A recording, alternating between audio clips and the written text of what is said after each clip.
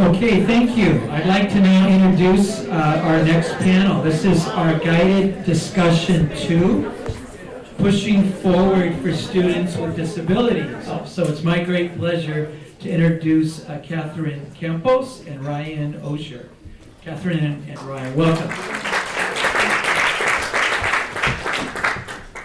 Well, thank you for the opportunity. I say good morning. It's still morning, yes. I just wanted to give you the opportunity to go to, if you have a tablet, a cell phone, any type of device that has internet on it, to follow along with us. We wanted to make this an interactive experience, something that's going on in the classrooms in Sanger Unified with our iPad piloting program, especially with special education and pushing in iPad devices. So you can go to everyslide.com/TKXRDX, and it should take you right to my screen that I have here. I've also connected my iPad using a software program called Splashtop, and what it does is it allows my iPad to wirelessly connect straight to my computer. So when our teachers are teaching using a smartboard lesson, they can now walk around the room, and whatever they're doing here, they'll see on the board.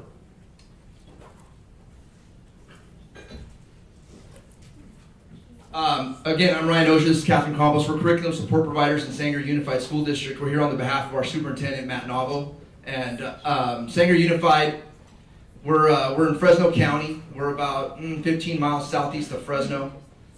We have an enrollment of 11,360 students, 20 schools, 3 charters. The charter schools are not separate from our schools. We're all one Sanger Unified. They attend our PLCs, our professional development, all of our trainings. We all come together. We have one community day school, one adult school. We have one high school and one middle school. One main middle school, and then some of our charters have a K-8 as well. So Sanger Unified at a glance, we have 85% minority enrollment, 20% English language learners, 6% students with disabilities, which is down from previous years. In the past, it was we were around 8%, 10%. We've been hovering around 10 and 8%. And this is, again, we'll talk about later, using multi-tier systems of support and the collaborative culture to lower this down as we're pushing students into the mainstream classrooms. 22% of our parents did not graduate from high school. And so we're going to look back to the year 1999. I grew up in Sanger. I'm a Sanger High School graduate alumni, and I now have the opportunity to work there. And I remember coming down one of the main, it's called Jensen Avenue. It's a main street that takes you into Sanger. And you would pull up, and in 1999, we're the city of the state Christmas tree. And so you would see this big billboard coming into town. This was literally right there for everyone to see. Yeah, wow, it's like, wow, home of 400 unhappy teachers. How did that happen?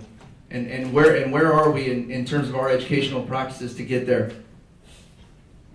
Well, looking at it, we were one of the first 98 California school districts to enter the PI status. 5 of our elementary schools were in PI status at that time, and our API was 599. The schools had little fidelity to state curricular standards, and there was not an effective district-wide assessment system to monitor student achievement. If you look now, we have, looking at this slide, you'll see that in less than 10 years, we are now known as one of the top 10 school districts in the state. We've had numerous accolades, both at a state and national level. So this is something that, obviously something has changed. We're going to talk about how we have changed for this. So how did we move so fast, so quickly? There are some things we're going to be talking about during this presentation. First, we developed an organizational focus. We have a vision, and with that is a belief that all students can learn and that adults can and will affect the lives of our students. That adults are the #1 factor in creating that achievement. And that's something that goes across the entire district, from the bus drivers to the school teachers, to the gen ed teachers, to the special ed teachers, to the administrators, to those that are serving our lunches to our students. All of our Sanger Unified employees have a focus. We also develop structures and systems with our multi-tiered systems of support. We improved our delivery so that we had one educational system of delivery that we were using. Ultimately, our collaborative culture, sustainable systems, and capacity building resulted in the continuous improvement.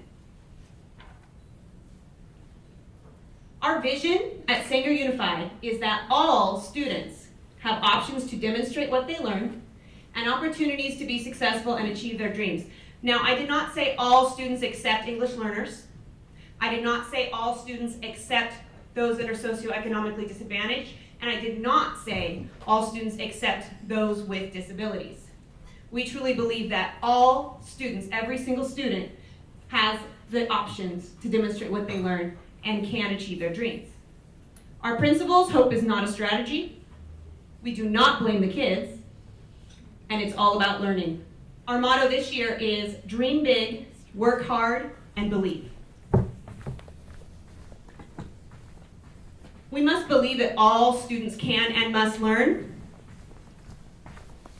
We all know there is an achievement gap. There is no way that we can close that achievement gap until we first close the believing gap. So how did we do this? Well, we were working in isolation. We have moved to collaboration and shared responsibility. We have PLCs working together. We have vertical PLCs. We have PLCs across school sites. We even have in our district is part of an organization called Scale Up, where we are collaborating with 6 other rural districts in the Central Valley to work together so that we can learn from each other. We're no longer isolated as teachers, and we're also no longer isolated as a district. And that has truly helped us to learn together and fuel our success. We don't follow the textbook. We look at student learning needs. What do our students need? That's how we teach. Our principals are leaders of learning.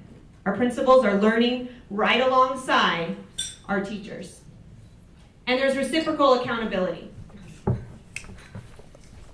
I just wanted to touch real quick on the reciprocal accountability part. From the top-down mandates, we had an issue come up. We had a walkthrough form that was created by administrators, and we put it onto the iPad so that administrators can go through. And there was a huge backlash, and the union got involved, and so we quickly went to the teachers and allowed them to start working with administration on a form that fit their needs. And so it just showed that the collaborative effort is across the board with administrators and teachers to work together for that reciprocal accountability piece. And with the union as well. We have, once we started having union and administration sitting at the same table, that really helped revolutionize how the collaboration and ownership piece of the organization as well. So the culture of collaboration, I see it's up there, but we always talk about our administrators, our associate superintendents in Sanger Unified, as our leaders are going through the program that works with California State University Fresno. They make sure that we know the definition of collaboration according to DeFore, and that it's a systematic process in which team members work interdependently to analyze and impact our professional practices in order to improve our individual and collective results. And so we take that with us, and that's what drives our professional learning communities, is we're working interdependently, sharing best practices, looking at the data, and how can we improve our own individual and collective results. So collaboration based on data, we became data-driven as a practice. We've been developing common assessments focused on standards. Own the kids, put faces on the numbers. Regular ongoing conversation about our kids, including special education, ELs, general education, all students. And we really did break down the barriers, that it is no longer my kids or your kids, it is our kids. And so having those conversations where we bring in the ELD teacher and the RTI teacher and the gen ed teacher and the special ed teacher, anyone that the speech pathologist, anyone that's involved when we are having a meeting about a student all stakeholders are there, including the parents, so that we can do what's best for the kids and that we all are working together on that. We use our response to intervention, part of our multi-tiered systems of support, and we truly believe that we need the whole picture of a child. It's not simply just the academics, it's also the behavioral systems. This is also used for ELD as well, in that we have all tiers of intervention are working together. Not only that, we actually have, and the reason we're doing this is we're taking those students and we want to bridge the gap so that they have the scaffolds necessary so that they can access that content. So this is something that it's data-based. Teachers, resource specialists, everybody is meeting together, the administration, the classroom teachers. They're meeting together to create groupings based on data so that these students are given the supports that they need, targeted support based on targeted data, so that they are able to achieve content competency. Where have we been with special ed? Well, as we've talked about today, things in the past were different than they are now, and we still have a future and we still want to move forward. But in the past, specifically in Sanger, and perhaps in many of your districts as well, student inclusion, at best, was limited. Students with disabilities were not included in the general education classroom. We are, as a district, moving toward full inclusion as much as possible to provide that least restrictive environment. Not only that, but we are working to increase the collaboration between special ed staff and general ed staff. They're working together. They are truly helping each other. Part of something we discussed today was preparation. Teacher preparation and gen ed teachers that aren't quite sure how to bridge that gap for our special ed students, and special ed teachers that don't quite know how to bridge the gap for the content. And so that's something that has been happening in Sanger, where they're getting together, they're talking about the goals. Our special ed teachers are giving ideas for strategies for the gen ed teachers so that they can move those kids into the classroom and that they will have those strategies that will enable them to be successful. All right, so looking into the future, where are we going with special education in Sanger Unified? New technology demands in the Common Core State Standards and the Universal Design of Learning. We're piloting a program now using UDL, and the actual special education teachers and the mainstream general ed teachers are PLCing together. They're starting to push in, and they're sitting down in that professional learning community and looking at the data and how and focusing on how they can create a lesson that provides access for all students before they teach the lesson. So things to know is RDA, we're using that multi-tiered systems to support our school psychologists, counselors, special education classroom teachers, the EL teachers, and the general education teachers are all working together. We have our RTI systems. We're using school-wide PBIS, and it's a positive behavior intervention supports, and then our inclusive education.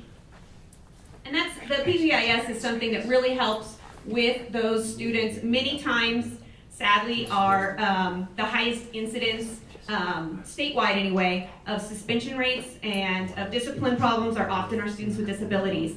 And so having the PBIS actually does help that special population as well. So that's something that's very important and we believe has been paramount to our success. So what's the vision? Well, the mission of special education divisions is to assist school districts and other public agencies in providing high-quality programs and services that meet the letter and spirit of federal and state laws for all students with disabilities. And we believe that in Sanger Unified as well.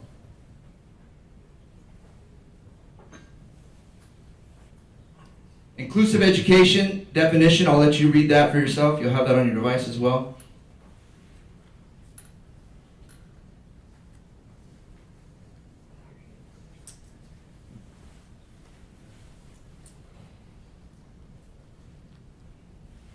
any way we look at it, it's muddy waters.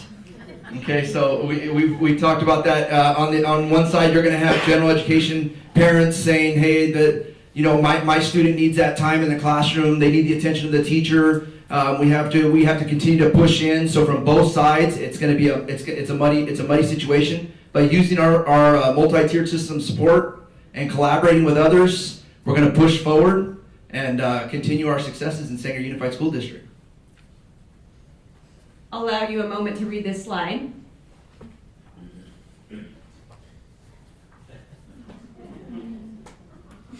So data is vital. But again, we are, especially now with all the changes, we are in muddy waters with data as well. We have SBAC testing beginning. We don't have a baseline yet. We had CST data in the past. So what do? We still need to be grounded in data because we have to know, we have to have targeted instruction, and in order to do that, we have to know what our kids need. So we still have to have data. So what does that mean? Well, we're going to have to be looking at student work. We're going to have to be working together. Teachers are going to need to be calibrating that data. We need to look at multiple measures of assessments, which is something that we do in Sanger Unified. We have a running records, Fountas and Pinnell system that we use to identify gaps in reading, among other things. So looking at those multiple measures, looking at that student work, we can't allow in education, in these muddy waters, we can't forget about data. We don't want to use the wrong data, but we still need to work to use data. With a Common Core and special education, we can no longer think of these as two separate entities. Inclusive education and our students with disabilities deserve Common Core also. All students should be provided access to that, and we must bridge the gap. How do we do that? Through our interventions, through our multi-tiered systems of support, through our UDL, which provides multiple pathways for students to demonstrate their understanding and breaks down those barriers that would otherwise make it difficult for them to reach that content competency, and always aligning to our least restrictive environment. As we spoke about a lot today, educator preparation is key. One thing that we're trying to do now is really increase the collaboration between our gen ed teachers and our special ed teachers while we're waiting for more professional development. Using those evidence-based practices, UDL is key in that. Again, we have SBAC, which is a little bit muddy as well. I was at the AXA conference just this weekend and just a couple days ago, and they were talking about how the special ed task force has been asking, what is the SBAC going to look like for students with disabilities? As educational leaders, and we still aren't 100% sure, but as educational leaders, we have the responsibility for making sure that we know, and as teachers, we know what the appropriate modifications and accommodations are. Also, increasing access prior to transitional kinder and kinder. So for those younger students, something we touched on earlier today. And our funding. So many changes in education right now, and funding is changing as well. And so as educators, we have to know, we have to become familiar with the LCFF and the LCAP, because things have changed, and we do not want to put our special education students, our students with disabilities, at a disadvantage simply because we didn't understand how to fund it properly, because we didn't understand the new formulas. So this is something we have got to become proficient at as soon as possible for the sake of our students. All right, if we teach today as we taught yesterday, we rob our children of tomorrow. John Dewey. And that goes across grade levels, K-12, I mean, if we use the same old strategies, lacking technology, we risk this in every classroom, every grade level, and it goes across the board. You can see the disconnect, even at the beginning stages of the preschool level.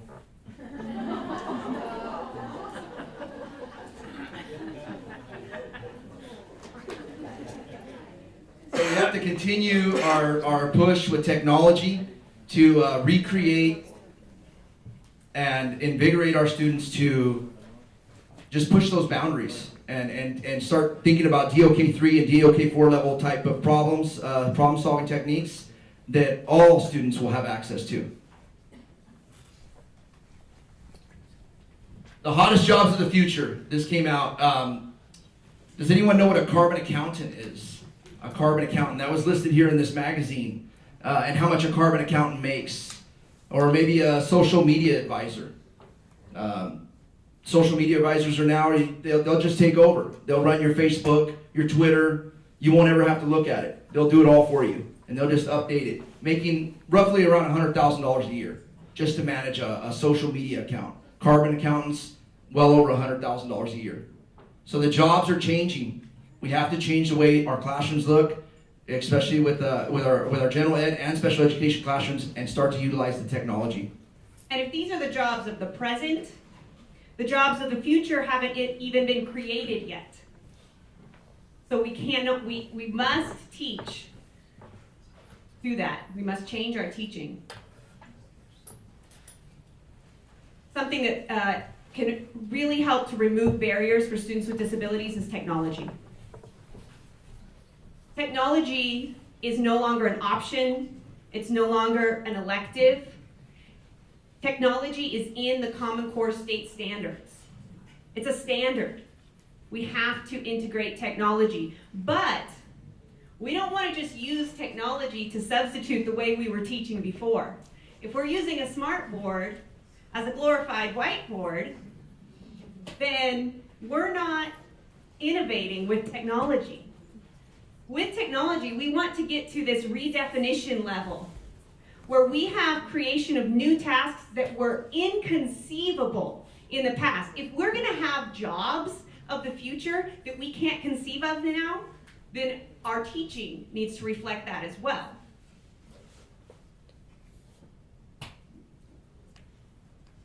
This is an example of some students in Sanger Unified utilizing technology, and this is something that all students can do.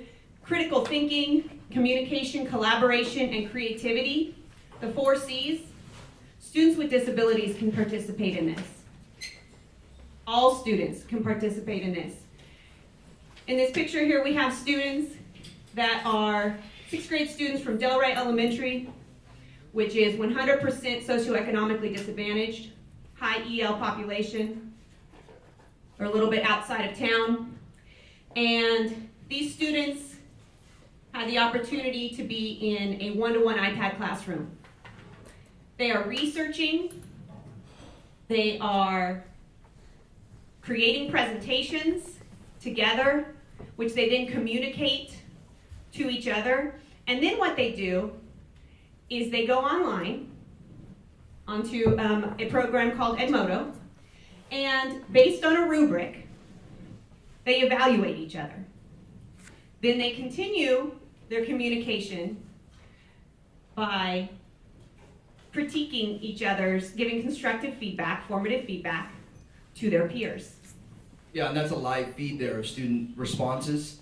It's sort of like a Blackboard meets Facebook, and it's for students, and the students just love it. And the poll results you see up there is based on the rubric, so they can actually they can have a group of students go up and present, and then the students that are watching with the rubric can actually punch in the score that they think they deserve based on the rubric, and you can see it instantaneously right on the screen. And this is something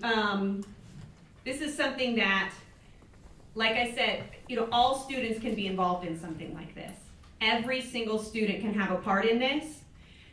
When these iPads came to the students in, I believe, January or February of that year, so they had first semester without iPads and second semester with iPads. And the change in the teaching and the learning and the student-led learning was incredible. The way that the students were coming in during their recesses, during lunch, wanting to work on their projects was truly amazing. Especially for these students that don't have the technology at home. These low socioeconomic students that don't have access to this, in order to bridge that gap and allow them to be competitive in today's society and to be college and career ready, we have got to get technology into their hands as much and as quickly as we can.